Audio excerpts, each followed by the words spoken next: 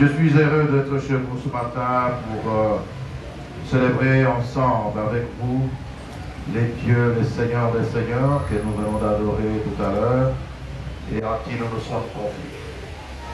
Seigneur mon Dieu, Père de grâce, Dieu de paix, merci de m'avoir conduit en ces lieux pour que je puisse partager tes oracles, pour que je puisse partager ta pensée sur moi, ta pensée sur ton peuple, et que nous puissions, Seigneur, l'appliquer.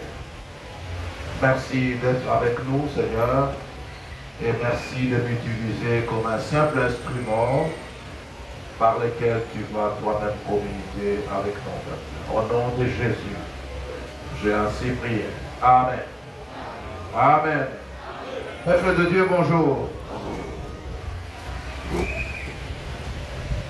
Vous êtes la 45e communauté pentecôtiste, n'est-ce pas? Je vous aime. J'ai connu cette église depuis des années, dans le Qatar. Et l'honneur,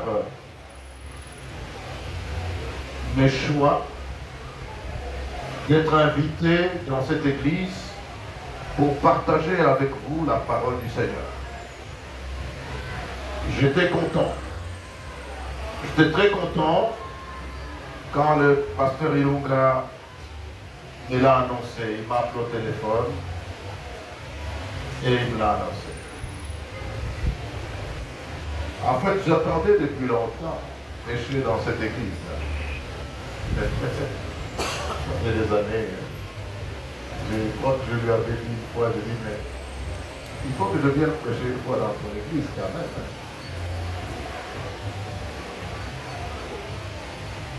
Et Dieu a fait grâce.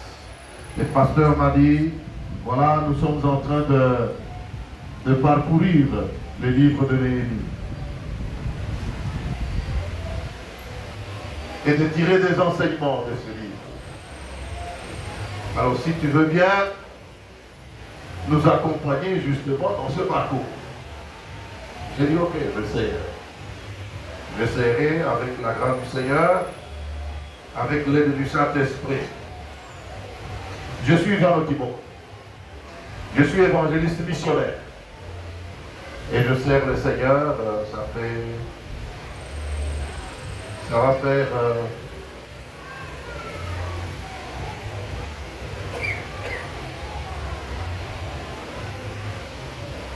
48 ans maintenant. Ouais, depuis 76. Le Seigneur m'a fait grâce de le servir et de rester attaché à lui. Et le Seigneur tout jeune,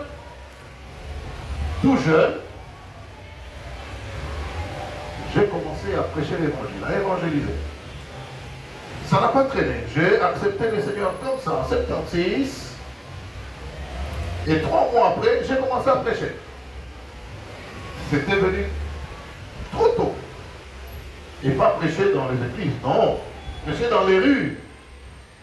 Prêcher dans les rues. Ça veut dire que suivre les pécheurs là où ils vivent.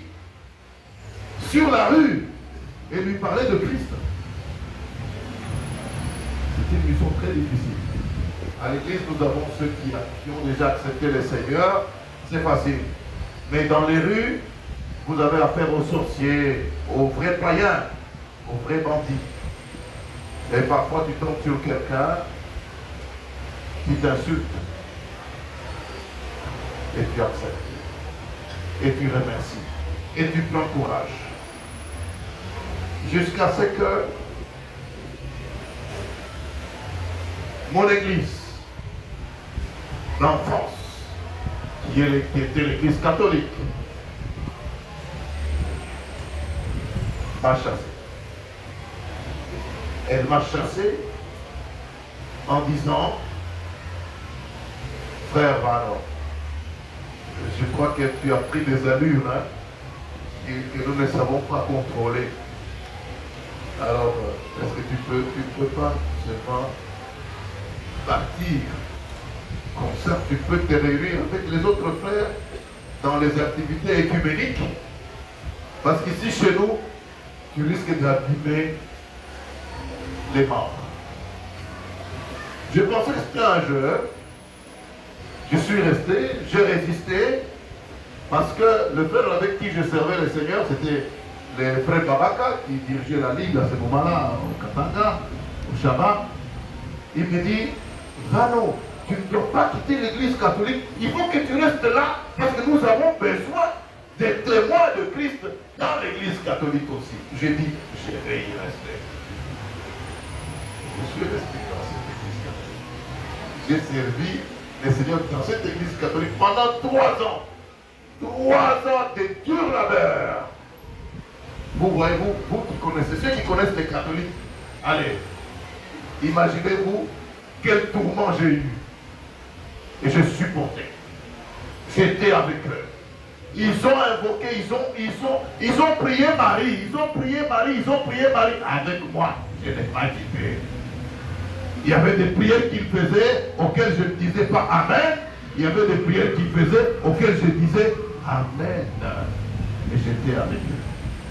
Et je les aimais. Mais c'est eux qui ne me supportaient pas. Parce que quand je faisais ma prière, dans ma prière, je disais des choses un peu vivantes par rapport à ce qu'eux disaient dans leur prière. Et ça jeûnait.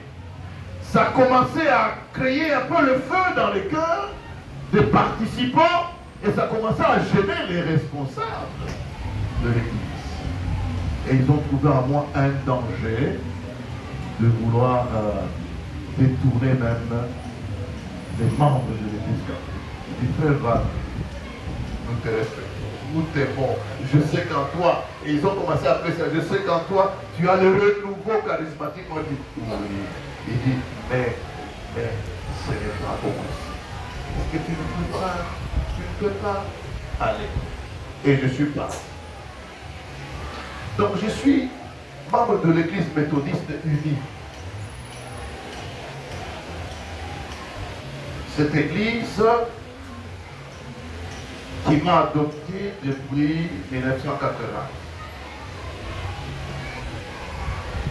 Et malheureusement, comme ma foi, je l'ai obtenue par le canal de la Ligue pour la lecture de la Bible, c'était difficile pour moi que l'église méthodiste puisse faire de moi vraiment son membre discipliné méthodiste.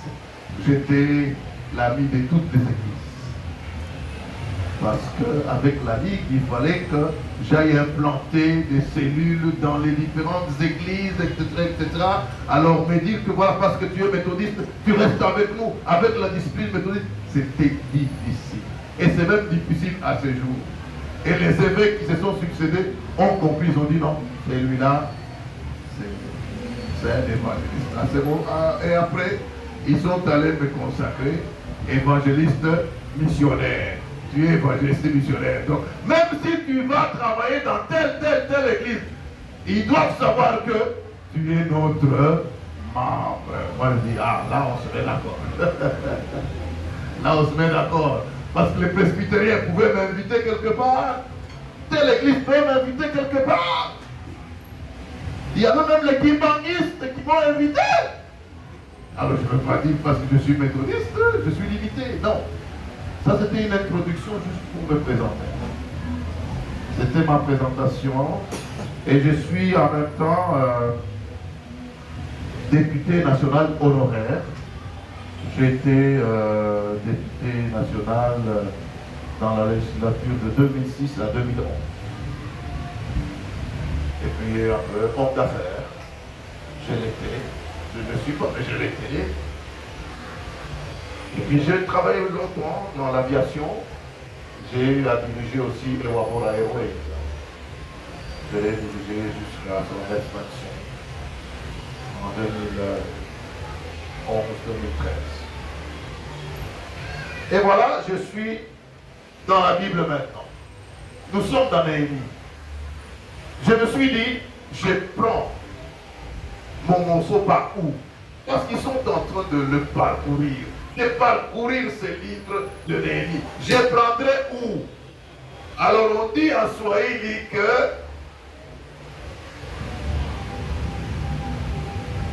Yamantembo. Iko munene na maguli ya kuachana la viande d'éléphant. Elle est tellement vaste, elle a même différents goûts. Donc là où tu vas prendre cette morceau, prends le mange-le. C'est pour ça que moi je vais prendre mon morceau à moi. Les morceaux qui m'ont plu. Les morceaux qui m'ont donné un peu de vitamines. Et c'est un morceau que j'ai trouvé du verset 3 au verset 5. Dans le premier chapitre, je lis, ils me répondirent, ceux qui sont restés de la captivité sont là dans la province, au comble du malheur et de l'opprobre. Les murailles de Jérusalem sont en ruine et ses portes sont consumées par le feu. Lorsque j'entends ces choses, je m'assis, je pleurais. J'ai fui plusieurs jours dans la désolation. Je jeûnais. Je priais devant les dieux des cieux. Et je dis, ô Éternel, Dieu des cieux, Dieu grand et redoutable, toi qui gardes ton alliance et qui fais miséricorde à ceux qui t'aiment et qui observent tes commandements. J'ai pris cette première partie.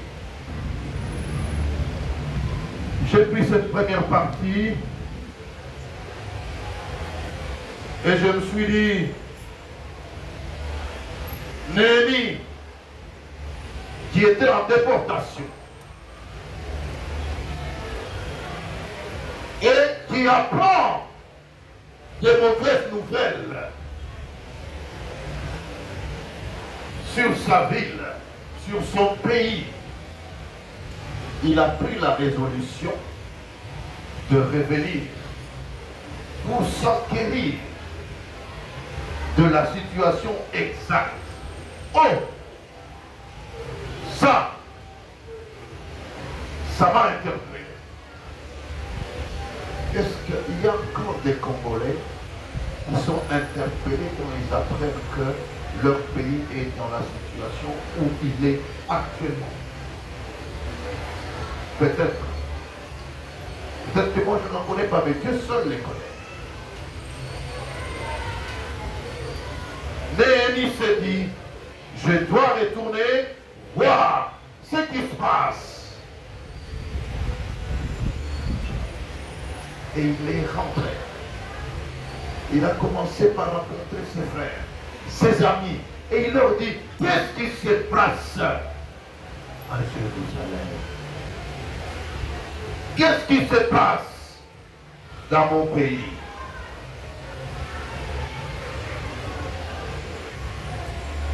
Prendre les nouvelles de son pays. Quand on est choisi par Dieu, quand on est choisi par Dieu, on prend les nouvelles de là où Dieu vous place. Alléluia. Alléluia.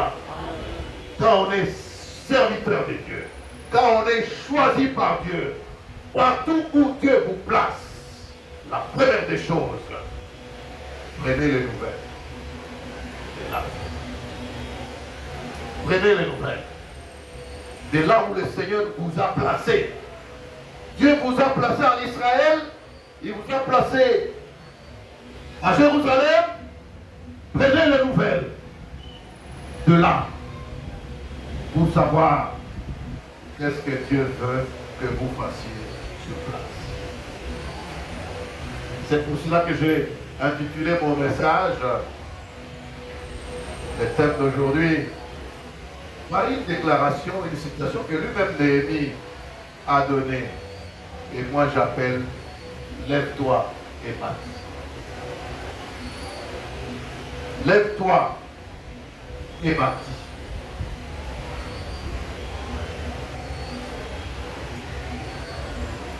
Quand Dieu t'a désigné, j'irai même plus loin, il ne t'a pas désigné, il t'a choisi comme son enfant. Alléluia. Il t'a choisi comme élu. Tu es élu de Dieu. Ça veut dire choisi par Dieu. Dieu t'a choisi. Et il t'a établi dans une église donnée. Et je prends l'exemple de la 45e communauté pentecôtiste. Dieu t'a établi ici. Comment être établi, ce n'est pas seulement être ancien, comme l'ancien qu'on nous a présenté ici avec sa jolie femme. Non. Comme mon frère ici avec la barbe blanche, comme moi. Non. Être établi dans l'église, ça veut dire tu es membre de cette église. Tu es établi. Tu es établi. On t'a établi dans cette église. Tu dois te considérer comme un établi de cette église. Néhémie était qui? Est-ce qu'il était prêtre? Non. Il était ancien? Il était diacre? Il était qui? Un citoyen. Un citoyen comme moi. Ah, j'aime beaucoup ma position. Je ne suis pas pasteur, hein? Même si les gens m'appellent pasteur. Même si les gens m'appellent révérend. À un moment donné, comme tout le monde m'appelle révérend, je dis, hey, je ne suis pas pasteur. L'Esprit de Dieu me dit, tu arrêtes de refuser. C'est moi qui appelle pasteur. Qui appelle pasteur? Qui appelle pasteur? Qui désigne les pasteurs? Moi, je ne vais plus loin. Ce n'est même pas l'église, c'est Dieu lui-même. Dieu peut appeler quelqu'un pasteur sans que l'église ne t'appelle pasteur. Mais tu es pasteur. Ce que je vous dis, c'est la vérité. Dieu peut même t'appeler évêque. Pendant que l'église ne t'appelle pas évêque, mais tu es en train de faire un travail. Évêque.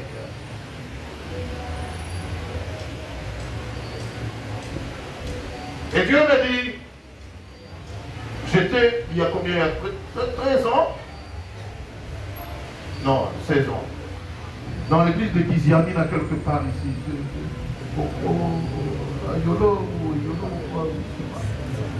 Il m'avait appelé parce qu'il était député avec moi là-bas. Il me dit non, et je suis allé prêcher dans son église. Maintenant, dans son introduction, quelle éloge! Quelle éloge! Je vais vous présenter le révérend pasteur Vano Kimoko. Il est honorable comme moi. Et il a une très grande église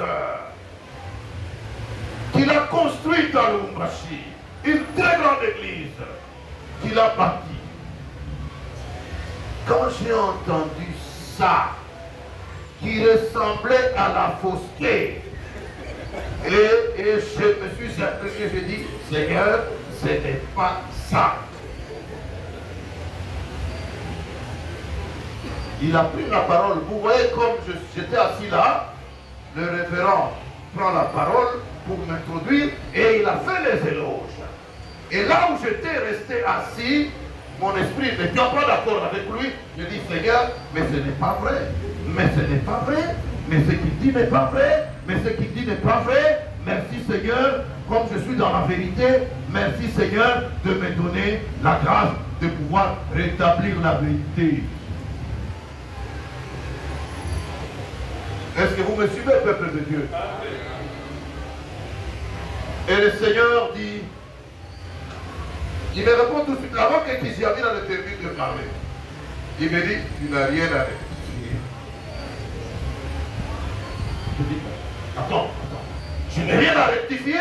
Est-ce que moi je suis révérend pasteur? Il dit, si tu es mon pasteur, monsieur, tu ne changes rien. Je vous dis, c'est la vérité. Vous pouvez lui poser la question, hein, il vous répondre. Monsieur, tu ne changes rien. Tu rectifies rien. Il dit, bon, ça va, ça, je peux ne pas en parler. Mais je n'ai pas mon église. Ça, c'est l'église méthodiste. Oui, s'il te plaît, je suis en train de dire, monsieur, oui, c'est toi qui es en train de bâtir cette église. Oui ou non? Je dis, oui, c'est moi qui bâtis, ce n'est pas mon église. C'est toi qui bâtis cette église-là. Mes frères, mes sœurs, jusqu'à ce jour, quand je me suis levé de cette chaise-là pour me mettre à la chair, je n'ai pas dit ni non, ni un mot pour changer ce que Kisiamina avait dit. J'ai dit, il a parlé de la part de Dieu et moi j'obéis. Parce que dans tout ce qu'il a dit, tu prends une partie, tu dis, oh oui, ça, le Seigneur est dit. Le Seigneur m'a fait désigner, m'a fait choisir dans l'église méthodiste pour que je puisse me mettre sur un projet de construction du temple, le plus grand temple de l'église méthodiste ici, dans le pays. Et quand on va désigner, moi je n'ai jamais aimé beaucoup, je n'ai jamais aimé avoir des fonctions dans mon église. Mais quand ils m'ont dit, nous ne voyons que le frère Vano qui peut être président de la commission de construction de cette église. Frère Vano, nous pensons que c'est toi qui dois le faire. Nous pensons que tu es outil avec tes dons. Je me suis dit, je suis allé consulter Dieu et Dieu m'a dit, accepte cette fonction dans l'église. J'ai dit oui, je peux accepter, mais il ne faut pas que je prenne une fonction qui me lie beaucoup avec l'église et qui m'empêche d'évoluer librement dans l'œuvre du Seigneur, dans l'évangélisation. Et j'ai accepté. Et j'ai commencé à créer cette commission. J'ai compris. J'ai dit, mais quelle église que je vais, on va construire quel modèle? J'ai dit, moi j'ai un modèle, hein, le modèle du centenaire, hein, c'est le grand modèle, c'est le plus grand. Je vais aller voir là-bas. Sans argent, j'ai dit, je vais d'abord aller voir Péréboy là-bas pour visiter un peu son temple. J'arrive là-bas, j'ai visité, je regarde, je dis, on va faire le même modèle, mais c'est peut-être trop vaste, nous n'aurons pas beaucoup de membres, mais nous allons faire plus ou moins le même modèle. Et j'ai copié ce modèle-là, je suis allé demander à mon église de l'entrée. Ça va demander beaucoup d'argent. C'est ce que le Seigneur m'a inspiré de faire.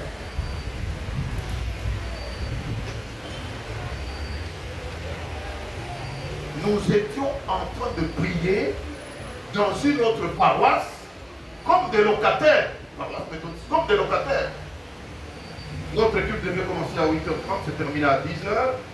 Et quand il y avait beaucoup de Saint-Esprit ce jour-là, on essaye de déplacer 10h30. Il commence déjà à chanter. Il commence des processus derrière. Il commence à chanter. Pour rentrer dans l'église. C'est une façon de nous chasser. Et on devait avoir toute l'église. Le besoin était là. Le besoin était là. Alléluia. Quand Dieu vous a établi dans une église, il a fait de vous, peuple d'Israël, comme Néhémie. Vous devez prendre les nouvelles de votre pays, les nouvelles de votre église. Quel est l'état de votre église? Quel est l'état de votre pays? Quel est l'état de la 45e communauté? Tu t'assois, tu prends les renseignements. Le Seigneur m'a établi dans cette église. Quel est l'état de mon église? Qu'est-ce que je dois faire dans mon église? Quelle est ma part de responsabilité dans cette église? Ne dis pas que parce que le Seigneur ne t'a pas établi ancien. Ne dis pas que parce que le Seigneur ne t'a pas établi diacre ou diaconesse. Ne dis pas que parce que le Seigneur ne t'a pas établi pasteur Non, il t'a établi dans cette église. Néhémie n'était pas prêt. Il n'était même pas. C'était un civil, même fonctionnaire. Fonctionnaire de l'État. Agent de l'État. Il y a des agents de l'État ici. Je suis certain qu'il y en a.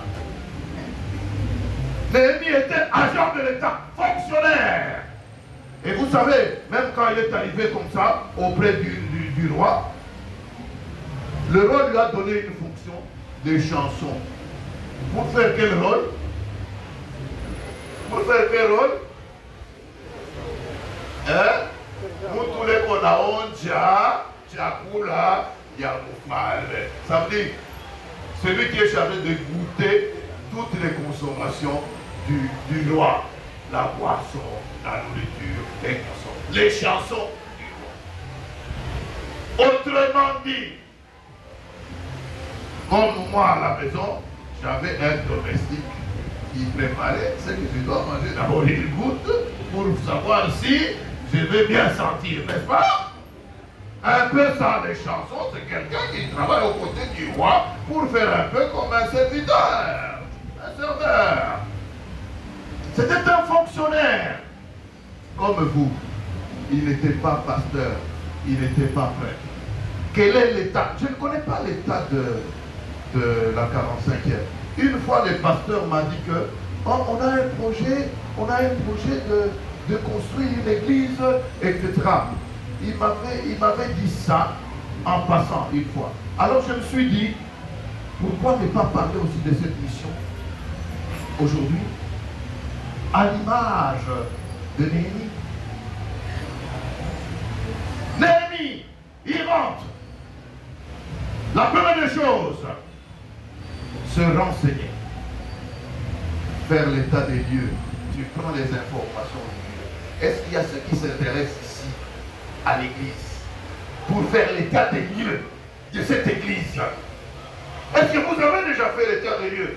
Les choristes, est-ce que vous avez déjà fait l'état des lieux de cette église?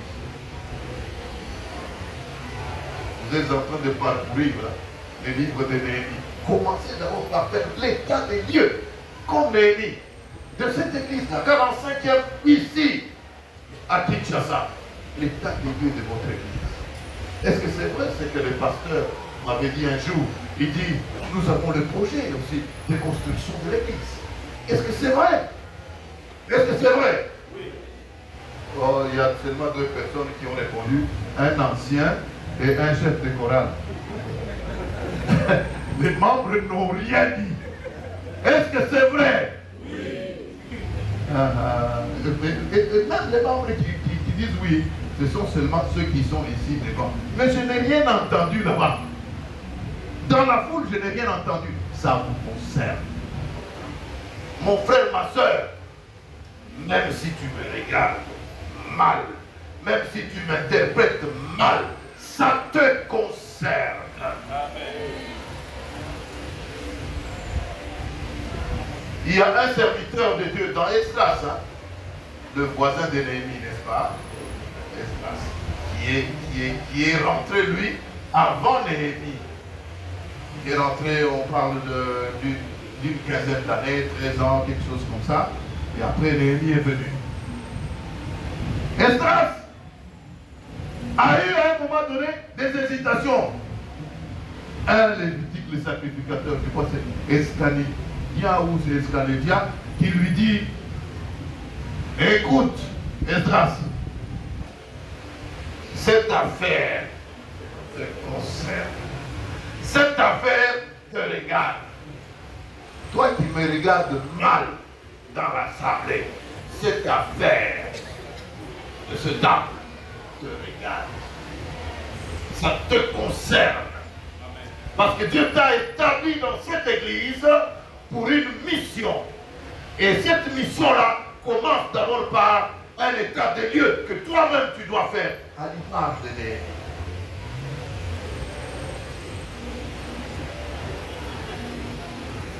Et après avoir fait l'état des lieux, ça c'est la première chose. La deuxième chose,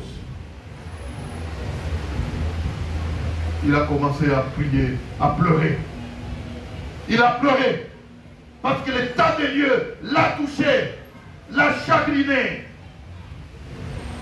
Il avait son cœur déchiré. Il a commencé à pleurer. Il a commencé à pleurer. Et en pleurant, comme c'était un enfant de Dieu, l'Esprit de Dieu l'a poussé à quoi? À recourir au Seigneur. La première des choses, je dois jeûner, consulter Dieu. État de Dieu, un état de Dieu délabré te pousse à pleurer sur ton pays, à pleurer sur ton église, à pleurer sur ta maison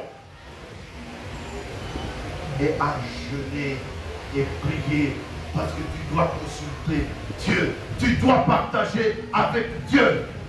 Ce souci-là, tu dois le partager avec Dieu. Quand on m'avait appelé, quand on m'avait désigné dans mon église pour présider la commission de construction, dans un premier temps, je ne voulais pas. Et avec plusieurs raisons. J'ai dit non, un temple comme celui-ci, il ne va pas coûter pas moins de 3 millions de dollars. Où est-ce que nous allons trouver cet argent? Moi, je n'ai même pas 10 000. Où est-ce que je vais trouver cet argent-là? Et l'Esprit me dit, tu dois consulter Dieu. Quand tu fais l'état de Dieu, tu regrettes. Ton cœur est déchiré parce que tu n'acceptes pas l'état dans lequel tu as trouvé ton église. L'état dans lequel ton église se trouve. Qu'est-ce que tu dois faire? Tu pleures, tu jeûnes et tu pries. Tu invoques le Seigneur parce que tu dois absolument conjuguer avec Dieu le pourvoyeur de toutes choses. N'aie pas peur, mon frère et ma soeur. N'aie pas peur d'embrasser tout projet, toute difficulté de ton église. N'aie pas peur. Parce qu'il y a un Dieu avec qui tu peux conjuguer et c'est lui qui est le pourvoyeur de toutes choses. Il a consulté Dieu. Ça c'est dans l'attitude de Néhémie. La deuxième position de l'attitude, il a consulté Dieu. Il fait l'état de Dieu qui lui fait mal, il pleure, mais il a consulté Dieu par le jeûne et la prière.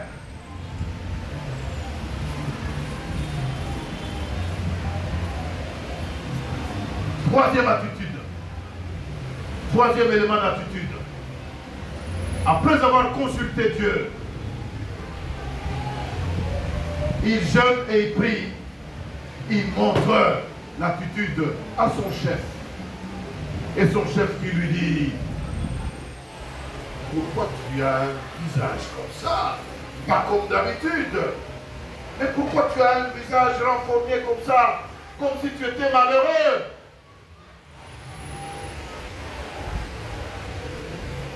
Et c'est là-bas que Néhémie partage avec lui son souci. Comment veux-tu que je sois heureux? Comment veux-tu que je sois heureux? Comment veux-tu que je sois content? Comment veux-tu que je puisse avoir un visage joyeux pendant que... Alléluia. Vous allez compléter. Vous avez déjà lu Néhémie, n'est-ce pas? Vous avez déjà lu. On vous a prêché sur ça. Comment puis-je avoir un visage rayonnant, un visage de joie pendant que mon pays, ma ville est détruite? La muraille est en ruine. Non, non, non, non, je ne peux pas être heureux. Il fait part au roi. Il fait part au roi. Et le roi lui a posé la question. Ça, j'ai beaucoup aimé. Hein? Dans le chapitre 2, verset 4. Le roi lui pose la question. Il dit, que demandes-tu? C'est verset 4 là. Il enchaîne et la question du roi et la réaction de Néhémie, une réaction intérieure. Le roi lui pose la question. Que demandes-tu? Et la Bible dit, j'ai prié les dieux des cieux. Voilà la réaction de Néhémie. Je priais les dieux des cieux. Ce verset-là, 4. Que demandes-tu? Au lieu de donner la réponse, il dit, j'ai prié. J'ai prié. Avant de lui donner la réponse, il a consulté Dieu. Donne-moi la stratégie. Donne-moi la stratégie. Et pourtant, la première stratégie, il l'avait. C'est de se présenter devant le roi en malheureux. En malheureux. Alléluia. Vous savez, quand tu as pris connaissance, tu as fait l'état des lieux de ton église. Ne te regarde pas toi-même. Regarde au pourvoyeur, n'est-ce pas? C'est Dieu. Et puis quand tu regardes au pourvoyeur, ne reste pas les bras croisés en disant que ça va tomber du ciel. Non. Mais là, toi aussi, entre dans tes contacts, les connaissances. Quelle est la connaissance que tu as? Ah, moi je me connais avec le roi. Montre au roi ton visage malheureux. Montre au roi ton visage malheureux. N'est-ce pas? Et il compatira. Alléluia. Et il l'a fait. Tu fais quelle stratégie? Quand tu vas prier Dieu, il va t'inspirer la stratégie. Et à cette époque-là, je n'avais rien. Je dis, mais Seigneur, je n'ai même pas 10 000 $ sur moi. Mais qu'est-ce que je vais faire? Et en priant, le Seigneur me dit, regarde dans ton agenda. Tu es directeur de société pour le moment. Hein? Tu es honorable député national. Tu as un agenda. Tu as un carnet d'adresse. Tu peux contacter le carnet d'adresse. Oh là là là là là là là là là là là là. Et j'ai trouvé que j'étais riche. J'avais envoyé des messages même à Kabila, même à Olive Lembe. Même à Olive Lembe, j'avais envoyé des messages. J'ai contacté tout le monde que je pouvais contacter. Et l'église était en train de me tenir. Et c'est à ce moment-là, c'est Katumbi qui était gouverneur du Katanga. J'ai contacté aussi Katumbi. Parce que c'était un neveu. Je dis, Moses, je viens te voir parce que je suis dans le besoin. Il dit, qu'est-ce qu'il y a, oncle? Qu'est-ce qu'il y a dit? L'église, si on m'a confié l'église, nous n'avons pas d'endroit où nous allons prier. Nous sommes locataires dans une part des paroisses. Tu vois là-bas à Jérusalem, nous sommes sous-logés. Comme un peu la 45e communauté ici, qui est sous-logée à la ligne. Un peu pareil, hein? Un peu pareil, hein? Et je dis, mais, il dit, oui, mais qu'est-ce que nous allons faire? Mais c'est votre église. Moi, je suis catholique, je dis, non, nous avons besoin. Je vais faire un appel de fonds. Je voudrais t'inviter aussi pour que tu viennes. Pour que tu viennes à l'église les jours où je vais organiser la collecte de fonds. Il dit, bon, faites toujours des invitations, hein.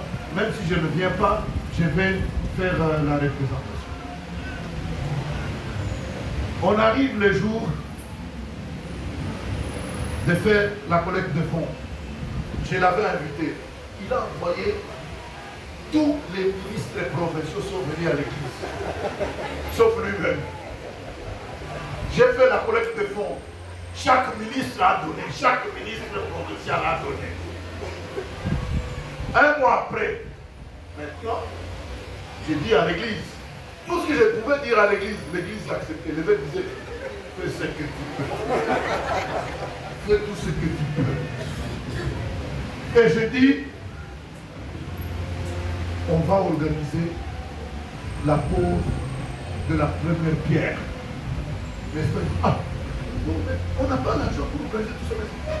J'ai dit, la collecte des fonds nous a permis d'avoir 30 000 $.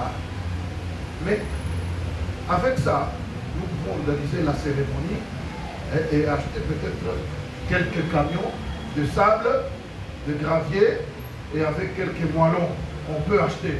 Avec ça, on peut faire. Il dit, ok, ça va, d'accord. Et puis je suis allé dormir. Et j'ai prié la nuit. J'ai dit, Seigneur, comment veux-tu que j'organise cette journée-là? Et le Seigneur m'inspire. Il dit, tu vas inviter les gouverneurs, celui qui viendra poser la première pierre. Et j'ai demandé l'audience. Moses, est-ce que tu peux me recevoir? J'ai une urgence. Il dit, bon, ça va, tu vas contacter mon directeur de cabinet. Il m'inscrit, je dis, Moses, maintenant, nous allons faire poser la première pierre. C'est toi. J'ai déjà dit à mon évêque que c'est toi qui vas poser la première pierre. Ah bon? Mais je suis catholique. Oui, même les catholiques construisent ailleurs. Ici, tu es autorité de l'État. Tu es autorité de l'État. Tu peux. Et il a dit, ah, ça sera quelle date? Je lui ai donné la date. J'ai dit, non, toi donne la date qui te convient et je vais dire à l'église de programmer ces jours-là. Pour qu'il ne puisse pas dire qu'il est parti en Europe et il est en mission de service.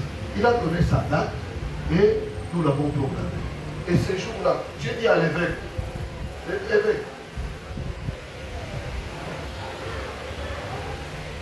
évêque, Moïse va venir. Moïse va venir. Il dit, c'est pas vrai. Il va venir. Et nous avons commencé même l'étude. Il n'est pas là. Et puis je vois qu'il est là qui arrive. Je vais l'affecter sur le chef de protocole. Il arrive. Quand vous voyez le chef de protocole, le gouverneur s'applique, le gouverneur va venir. Et il dit, le gouverneur s'excuse. Il est en route. Il avait une visite des ambassadeurs. Il arrive, il est sur la route. Il arrive. La chorale continue à chanter, la chorale continue à chanter, la chorale continue à chanter, la chorale continue à chanter. Et puis, il arrive, wow, protocole, garde-corps. L'église tremble. On est en train de faire le culte en brousse, là-bas sur le terrain. C'est là-bas qu'on est en train de faire le culte. On a mis des tentes, là-bas. Avec l'argent que j'avais récolté quand j'ai fait l'appel de fonds, j'ai fait des tentes là-bas, puis finalement, on a fait les cultes. Bon, et puis voilà, nous avons fini, et le représentant de l'évêque dit, nous donnons maintenant la parole à l'évangéliste Van Kiboko pour nous présenter les autorités. Je suis passé devant la chaîne, j'ai présenté les autorités, et puis j'ai dit, aujourd'hui c'est le jour de la pose de la première pierre. Ça ne sera ni l'évêque, ni le représentant de l'évêque qui va le faire, ça sera le gouverneur Moïse Katumbi Tchapoué qui va le faire. Toute l'église a acclamé. Ok. Premier pas. Deuxième pas. Préparez maintenant les blocs. Est-ce que nous avons des blocs? Suffisamment de blocs? Oui, on a acheté. Il y a 10 sacs qu'on avait préparés. Alors, avant d'aller poser son protocole, lève la main comme ça. Il dit, mais qu'est-ce qui se passe encore? Donc c'est moi, je parle beaucoup comme je suis en train de parler pour faire écouter. Qu'est-ce qui se passe encore là-bas? Il ne veut pas poser la première pierre. Il dit non. Le protocole vient, il me dit à l'oreille.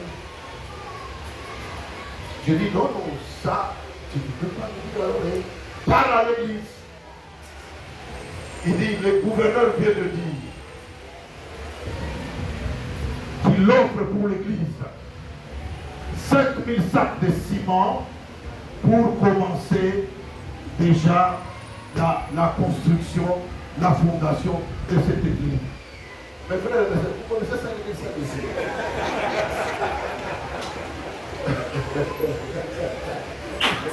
Vous ne connaissez pas 5000 sacs de ciment. Et puis, il corrige lui-même.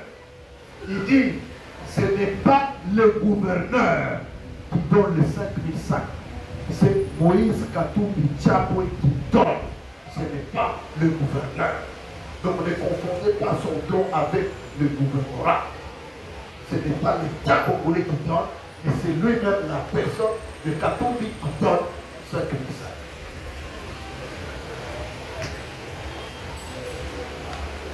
J'ai dit, merci beaucoup, M. Kibela.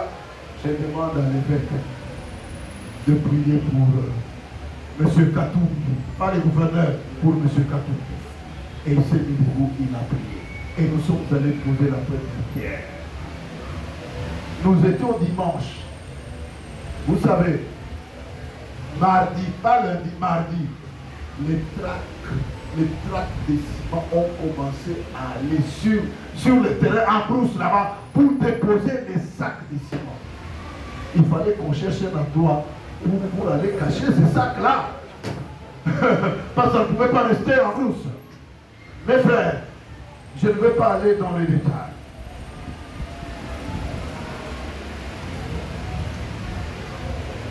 La troisième attitude de Néhémie, c'était de sensibiliser le roi pour que le roi lui donne l'autorisation d'aller dans les différentes provinces avec des lettres pour aller sensibiliser. Donc le premier à sensibiliser, c'était le roi qui lui a donné même l'autorisation d'aller reconstruire, d'aller rebâtir. Il a consulté le roi. Et moi, j'avais consulté le gouverneur à l'époque. Et vous savez, ces jours-là, c'est ces jours-là qu'on a commencé à l'appeler même dans le stade de Mazembe. On a commencé, parce qu'avant de terminer le culte, j'ai dit, cet homme qui vient de faire ce geste, il nous donne l'image de Zorobabel. C'est les Zorobabel de cette église. Et au stade, tout le monde a commencé à l'appeler Zorobabel. Jusqu'à ce jour, on appelle Moïse Zorobabel au stade de Mazembe. Pourquoi Zorobabel? Parce qu'il avait participé à la construction du temple. Et après là, Néhémie va aller sensibiliser le peuple. Va aller sensibiliser le peuple. Et en sensibilisant le peuple, il a rencontré aussi de la résistance. Il a rencontré de la résistance, n'est-ce pas? Il a rencontré des gens comme les Sambara, les Tobidja, dont les modérateurs a parlé ici. Ce sont les résistants, des obstacles. Pour rencontrer des obstacles dans le chemin. Que cela ne vous décourage pas. Donc la dernière attitude, la quatrième, l'attitude de Néhémie, c'est la sensibilisation et la détermination de Néhémie. Après l'état des lieux, il y a la première attitude, la consultation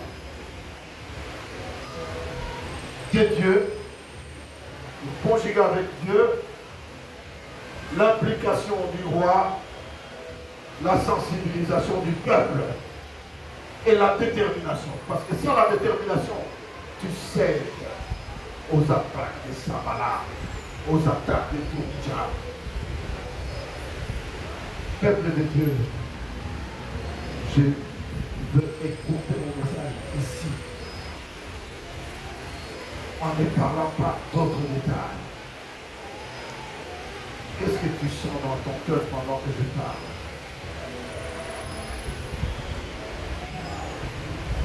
Il n'y a que deux attitudes. Même trois. La première attitude que vous avez, que vous risquez de ressentir maintenant pendant que je parle, c'est une attitude d'indifférence. Mon frère et ma soeur, quand je suis en train de parler et interpeller l'église de la 45e communauté, vas-tu rester indifférent par rapport à l'état des lieux de ton église? C'est une attitude. De rester indifférent, ça ne te dit rien. C'est l'affaire des autres. La deuxième attitude, c'est de dire, cette histoire ne me concerne pas. Cette histoire ne me concerne pas. Le pasteur n'a qu'à consulter les anciens, et les anciens fassent la mobilisation comme ils veulent. Ça, c'est la deuxième attitude. Est-ce que c'est la tienne? De rejeter la responsabilité sur les anciens parce que ça ne te concerne pas. Le Seigneur t'a dit ce matin, il t'a établi dans cette église. Les établis, ce ne sont pas seulement des pasteurs. On vous ment. C'est lui qui vous a donné tel enseignement. Si c'est votre pasteur, il vous a menti. Je le dis du haut de la chair, il vous a menti. Un établi, ce n'est pas seulement le représentant, ou les pasteurs, ou ceci et cela. Un établi, c'est tout membre de l'église. Il a été établi par Dieu. Frère, vos membres ici, ce n'est pas vous qui les avez établis. Il y a Dieu qui les a établis ici. Ce sont des établis de Dieu. Vous êtes des établis de Dieu. Dieu vous a désigné, il vous a choisi, il vous a élu et il vous a établi. Il vous a établi ici, dans l'église. C'est pour une mission. Prenez conscience de l'état de Dieu de votre église. Et la troisième attitude, c'est celle de dire, je me sens concerné et j'irai de l'avant. Je vais construire. Et c'est pour cela que